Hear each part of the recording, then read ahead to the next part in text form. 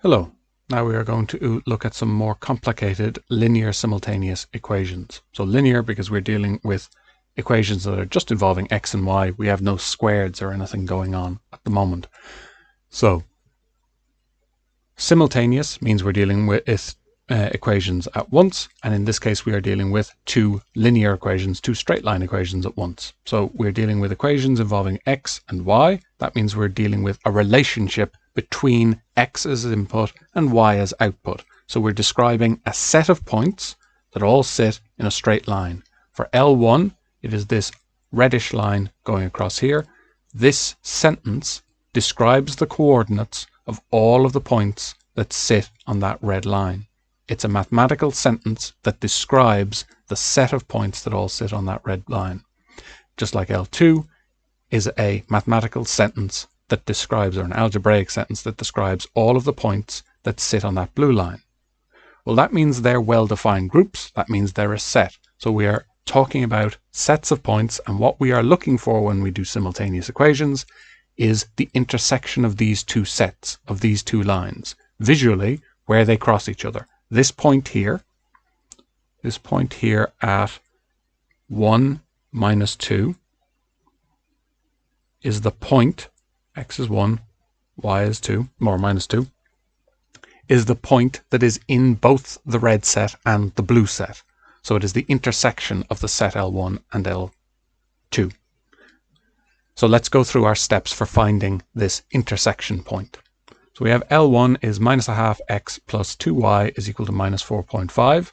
And we have L2 is equal to 5y is equal to 3x minus 13. So we have problems with both of these in terms of our structure. This has fractions and decimals in it, which we want to get rid of.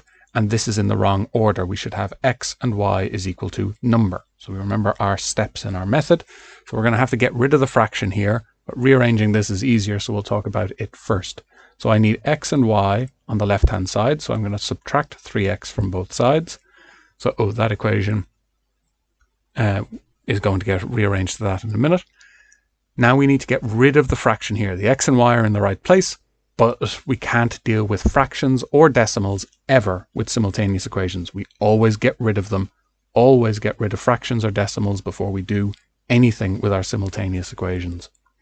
So how are we going to get rid of these fractions here? Well, what we do is look for the lowest common denominator of all of our fractions here, or all of our decimals. So we have a half here. Well, that's lowest common denominator of 2, or sorry, lowest denominator of 2. And here we have 4.5, which is 9 over 2.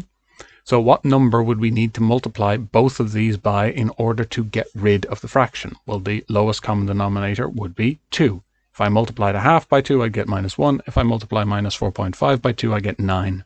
So if I multiply both sides of my equation by 2, I am going to get rid of my decimals and fractions, which is what I need. Now it is important to write this out explicitly and multiply out the bracket as normal, because there's a lot of stuff going on in these questions and it's easy to make mistakes. So we write our 2 down and we explicitly multiply out this bracket to get rid of that fraction, to get rid of that decimal. And in so doing, we minimize the chances of making an error. So 2 by minus a half x is going to give me minus 1x. 2 by 2y is going to give me 4y is equal to minus 4.5 by 2 is minus 9. I've now gotten rid of my fractions and I have x and y on the correct side.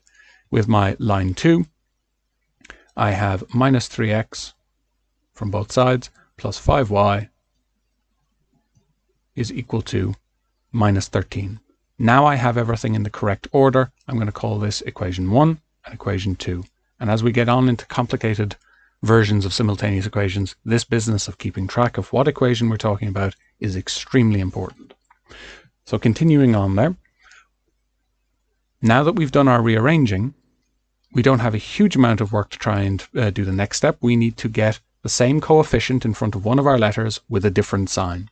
So what could we do in this case? Well, I could multiply my equation 1 by minus 3, because if I did that, if I multiply both sides of this equation by minus 3, I am going to end up with minus 3 times minus 1 is going to give me plus 3x. And then I'll have plus 3x minus 3x.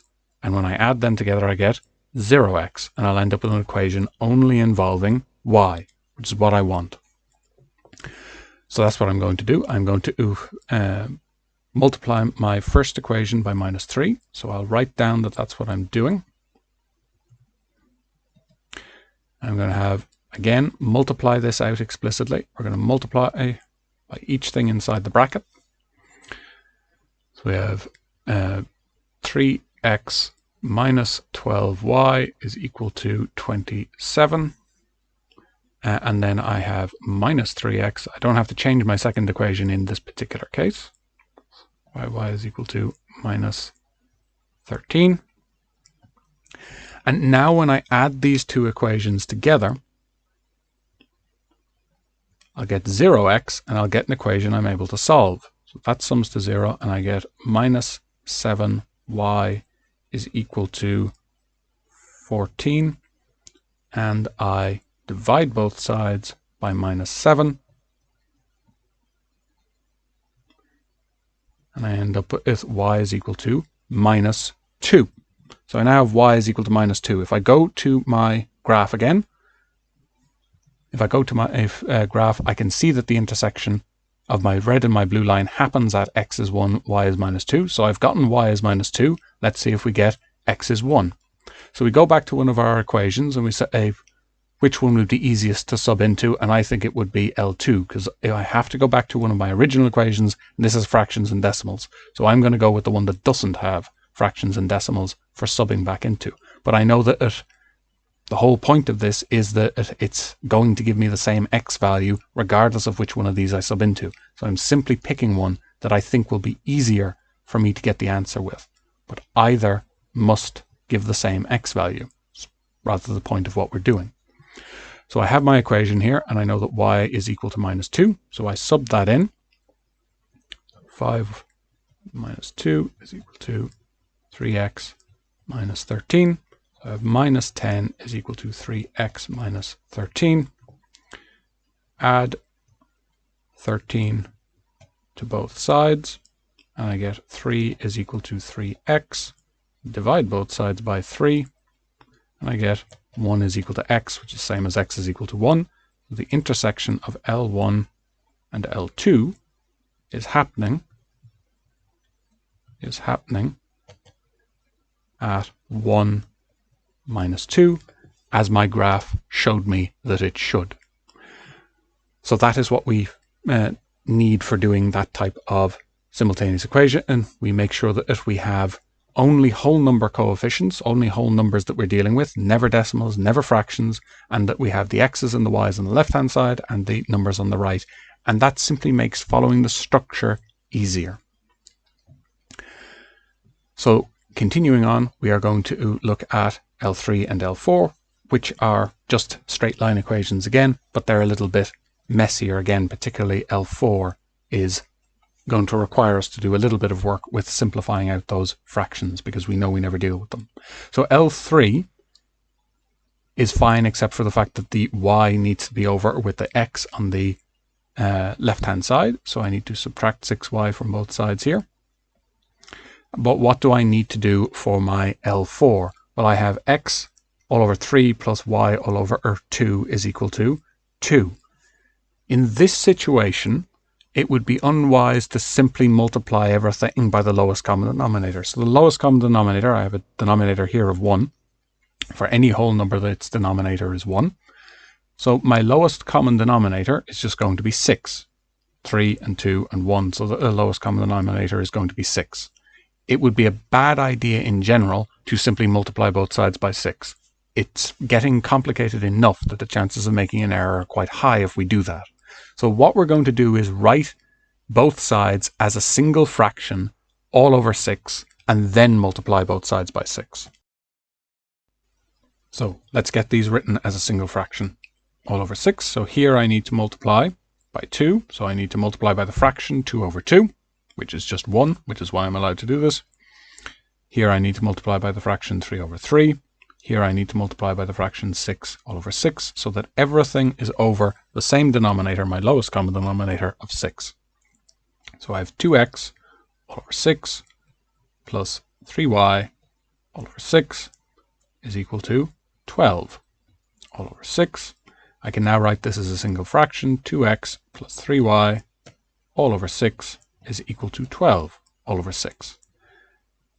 That extra line makes a huge difference to the chances of not making an error. Now I can multiply both sides by the lowest common denominator. And I have 6 divided by 6, and I have 6 divided by 6. And I have 2x plus 3y is equal to 12. Now that is my rearrangement of L4. Now I'm in a position to safely move forward. So I have my L3, or my rearrangement of L3. Let's just rewrite them up here.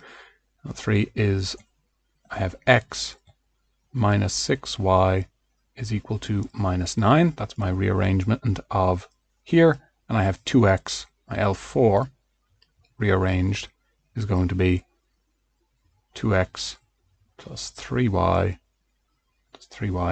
is equal to 12. And at this point, they're not too bad to deal with. I would just be able to multiply L4 by 2, and I would end up with minus 6y here and plus 6y here, and that would sum to 0. So that's what we're going to do. I'm going to call this equation 1 and equation 2, so I'm keeping track of what I'm doing. I'm going to multiply here by 2 on both sides of my equal sign. And again, this is just multiplying out a bracket, so write in that you're multiplying both sides, because in the middle of doing all of this complicated work, forgetting how to multiply out a bracket is surprisingly common. So we're going to keep track of what it is we are doing so that we don't make any mistakes.